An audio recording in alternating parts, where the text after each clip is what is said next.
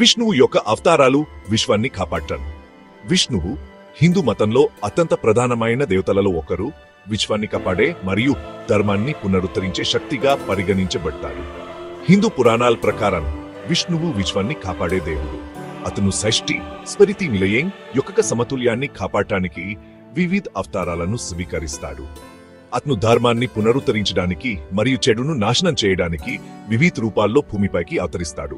ఈ అవతారాలు భూమిపై శాంతి మరియు సమతుల్యాన్ని కాపాడటానికి అవసరమైనప్పుడు వస్తాయి. ఈ దివ్య అవతారాలను దశావతారాలు అని పిలుస్తారు. ఈ దశావతారాలు మత్స్య, కుర్మా, నర్సింహ్, వామన్, పరశురామ్, రామ్, కృష్ణన్, బుద్ధ్ మరియు కల్కి రూపాల్లో ఉంటాయి. ప్రతి అవతారం ఒక ప్రత్యేకతను కలిగి ఉంటుంది. ఇది వెలువైన జీవితపాయాలను బోధిస్తుంది. ఈ కథలు మనకు ధర్మం, కరుం, దెయ్యం మరియు న్యాయం యొక్క ప్రాముఖ్యతను గుర్తు చేస్తాయి. విష్ణువు యొక్క అవతారాలు ధర్మం మరియు అధర్మం మధ్య శాశ్వత పోరాటాన్ని సూచిస్తాయి. ఈ పోరాటం విశ్వంలో శాంతి మరియు సమతుల్యాన్ని కాపాడటానికి అవసరమైనది. అతని అవతారాలు విశ్వ సమతుల్యాన్ని కాపాడుకోవడానికి అతని అపరిమిత శక్తి మరియు కరుణను హైలైట్ చేస్తాయి. విష్ణువు యొక్క అవతారాలు అతని దివ్య శక్తులు మరియు కరుణతో చెడును నాశనం చేసి మంచి శక్తులను ప్రోత్సహిస్తాయి. ప్రతి అవతారం మనకు ధైర్యం, సత్యం మరియు న్యాయం యొక్క ప్రాముఖ్యతను గుర్తు చేస్తుంది. ఈ విలువలు మన జీవితంలో మార్గదర్శకంగా ఉంటాయి. మనం సత్యం మరియు ధర్మం మార్గంలో నడవడానికి ప్రేరణగా ఉంటాయి.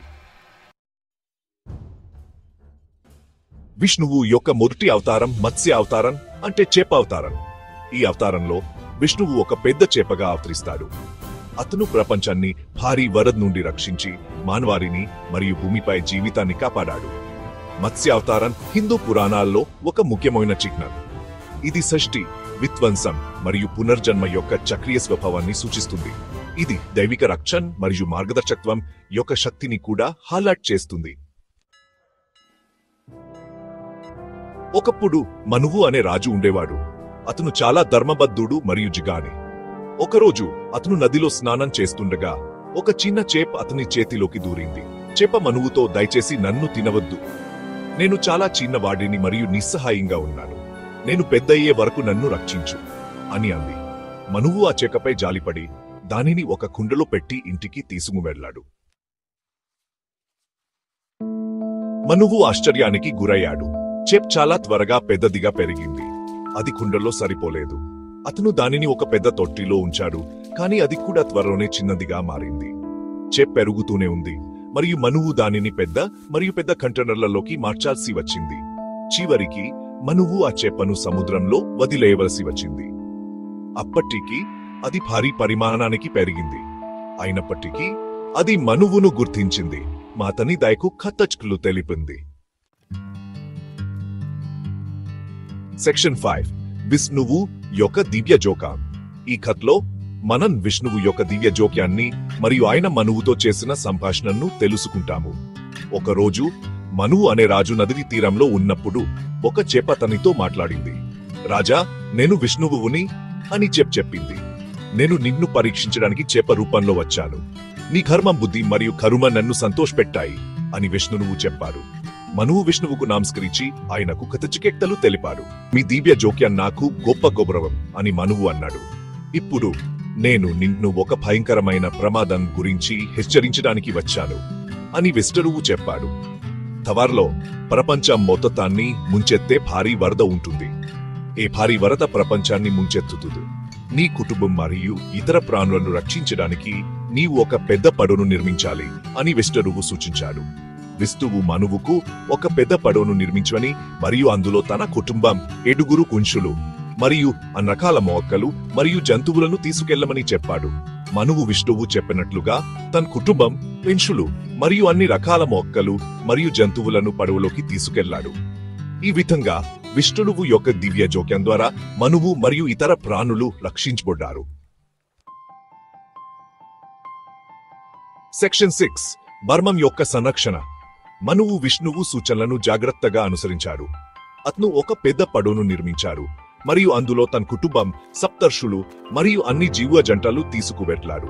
సరిగా విష్ణువు చెప్పినట్లుగా భారీ వర్షాలు కురిసి సముద్ర మట్టాలు పెరగడం ప్రారంభించాయి. త్వరలోనే మొత్తం భూమి నీటిలో మునిగిపోయింది. మనువు పడవ మాత్రమే కనిపించింది. విష్ణువు చెప్ప రూపంలో పడవను తన కొమ్ముకు తగిలించుకుని సురక్షిత ప్రదేశానికి నడిపించాడు. సెక్షన్ 7 చెప్ప యొక్క చిహ్నం. మత్స్య అవతారంలో చేపరిక మార్గదర్శకత్వం మరియు రక్షణను సూచిస్తుంది. ఇది మన అజ్ఞానాన్ని మరియు భౌతిక ప్రపంచం యొక్క అశాశ్వత స్వభావాన్ని కూడా సూచిస్తుంది. చేప నీటిలో ఈదుతున్నట్లుగా మనం జీవిత సవాళ్లను అధిగమించడానికి దైవిక కృపలో ఈదాలి. మనము చేప సూచనలను అనుసరించినట్లుగా మనం దైవిక మార్గదర్శకత్వాన్ని విశ్వసించాలి మరియు దానిని అనుసరించాలి. సెక్షన్ 8 జలప్రాయం మరియు సృష్టి యొక్క చక్రాలు. మత్స్య అవతారంలో వరద విశ్వంలో విధ్వంసం మరియు పునర్జన్మ యొక్క చక్రీయ స్వభావాన్ని సూచిస్తుంది. ఇది మన అహంకారాన్ని మరియు భౌతిక అటాచ్మెంట్లను శుద్ధి చేసే శక్తిని కూడా సూచిస్తుంది. వరద తర్వాత కొత్త యుగం ప్రారంభమైంది. మనువు మరియు అతనితో ఉన్న జీవులు కొత్త ప్రపంచాన్ని సృష్టించారు. ఈ కర్మకు జీవితం అశాశ్వతమన్నని మరియు మార్పు అనివార్యమని గుర్తు చేస్తుంది. సెక్షన్ 9 దైవిక మార్గదర్శకత్వం మరియు నాయకత్వం యొక్క పాఠాలు. ఈ అధ్యాయం మనకు పూర్వీకులు మరియు పురాణాల నుండి వచ్చిన విలువైన పాఠాలను తెలియజేస్తుంది. మత్స్య అవతారం కథ మనకు అనేక విలువైన పాఠాలను బోధిస్తుంది. ఈ కథలో విష్ణువు మత్స్య అవతారంగా అవతరించి మనువును రక్షించి ప్రపంచాన్ని పునర్నిర్మించడానికి మార్గం చూపిస్తాడు. ఇది దైవిక మార్గదర్శకత్వం యొక్క ప్రాముఖ్యతను, ధర్మాన్ని అనుసరించాల్సిన అవసరాన్ని మరియు మనం ఎప్పుడు ధర్మపథంలో ఉండాలని గుర్తు చేస్తుంది మరియు మార్పును అంగీకరించాల్సిన అవసరాన్ని హైలైట్ చేస్తుంది. మన జీవితంలో మార్పు అనివార్యం. దానిని స్వీకరించడం ద్వారా మనం ఎదగలుగుతాము. మనువు మనకు ఒక మంచి నాయకుడు, ధర్మబద్ధుడు, కరుణావంతుడు మరియు దైవిక మార్గదర్శకత్వాన్ని అనుసరించేవాడు అని బోధిస్తుంది. ఇది మనల్ని రక్షించడానికి మరియు మార్గదర్శకత్వం అందించడానికి దైవిక శక్తి ఎల్లప్పుడూ మనతో ఉంటుందని కూడా మనకు గుర్తు చేస్తుంది. ఈ కథలు మనకు దైవిక మార్గదర్శకత్వం మరియు నాయకత్వం యొక్క ప్రాముఖ్యతను తెలియజేస్తాయి. మనం ఎప్పుడు ధర్మపథంలో ఉండి మార్పును స్వీకరించి దైవిక శక్తిని నమ్మి ముందుకు సాగాలి. ఒకరోజు బ్రహ్మ విశ్రాంతి తీసుకుంటున్నప్పుడు అతను లోకాన్ని సృష్టించిన తర్వాత కొంత సమయం విశ్రాంతి తీసుకోవాలనుకున్నాడు. అతను తన సృష్టి పనులను పూర్తి చేసే విశ్రాంతి తీసుకుంటున్నప్పుడు ఒక అనుకోని సంఘటన జరిగింది. అతని ముక్కు నుండి ఒక రాక్షసుడు బయటకు వచ్చాడు. అతని పేరు హయగ్రీవ. హయగ్రీవుడు చాలా బలవంతుడు. అతను తన శక్తిని చూపించడానికి లోకాన్ని నాశనం చేయాలని సంకల్పించాడు. హయగ్రీవుడు తన దుష్ట శక్తులతో వేదాలను దొంగిలించి సముద్రంలో దాచాడు. వేదాలు లేకపోతే లోకం అంతం అయిపోతుంది.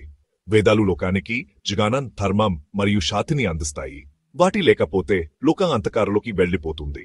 హయగ్రీవుడు వేదాలను దొంగిలించి సముద్రంలో దాచినప్పుడు లోకంలో కలకలం రేగింది. వేదాలు లేకపోతే లోకం అంతం అయిపోతుంది. అందుకే లోకాన్ని రక్షించడానికి విష్ణువు మత్స్య అవతారం ఎత్తాడు.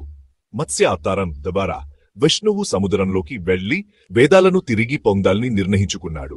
విష్ణువు మత్స్య అవతారం ఎత్తి సముద్రంలోకి వెళ్లి హయగ్రీవుడిని ఎదుర్కొని వేదాలను తిరిగి పొందాడు. ఈ విధంగా లోకాన్ని మహాప్రళయం నుండి రక్షించాడు. ఈ కథ మనకు ధర్మం, చైతన్యం మరియు శాంతి యొక్క ప్రాముఖ్యతను తెలియజేస్తుంది. ఈ వీడియోకు సంబంధించిన ఎలాంటి సందేహాలు లేదా ప్రశ్నలు ఉన్నా దయచేసి కింద కామెంట్ చేయండి. ఈ భావనలపై మరింత స్పష్టతనిచ్చేందుకు భవిష్యత్తు వీడియోలలో వాటిని పరిష్కరించడానికి నా వంతు కృషి చేస్తాను. మీ అభిప్రాయాలు మరియు ఆసక్తిలకు స్వాగతం. మా తదుపరి వీడియోను మిస్ కాకుండా ఉండేందుకు సబ్స్క్రైబ్ చేయడం మరియు నోటిఫికేషన్ బెల్ ను హిట్ చేయడం మర్చిపోవద్దు. అక్కడ మేము ఈ లోతైన విషయాలలో మరింత లోతుగా ప్రవేశిస్తాము.